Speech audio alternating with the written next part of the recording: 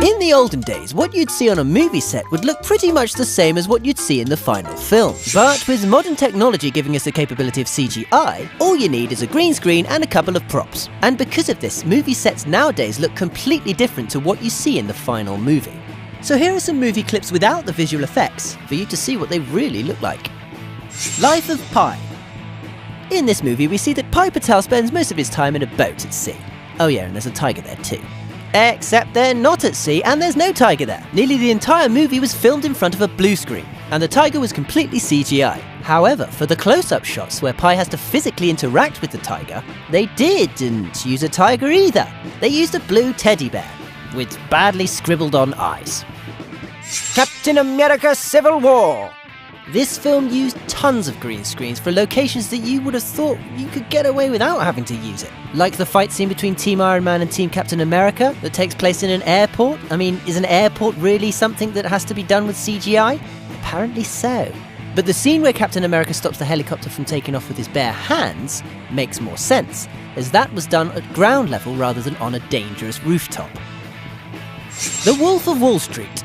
You'd think that being based on a true story, there wouldn't really be any need for fancy fantasy scenery, but this film was full of it. It was used for foreign locations the characters visited, to enhance the beach houses that they partied at, and of course for more obvious things like having a lion walk through the office. Yeah. Gravity. This wasn't actually entirely filmed in front of green screens, but in front of TV screens, in order to get the right lighting on the actors' faces. But yes, the majority of the scenery is computer generated, as so are some of the props, as some of the controls you think they're interacting with aren't even there. I'm not sure if this is clever or just lazy. Godzilla! Of course, Godzilla was completely CGI, because using a guy in a suit doesn't really cut the mustard these days. But aside from the obvious CGI, there is some CGI that might actually surprise you.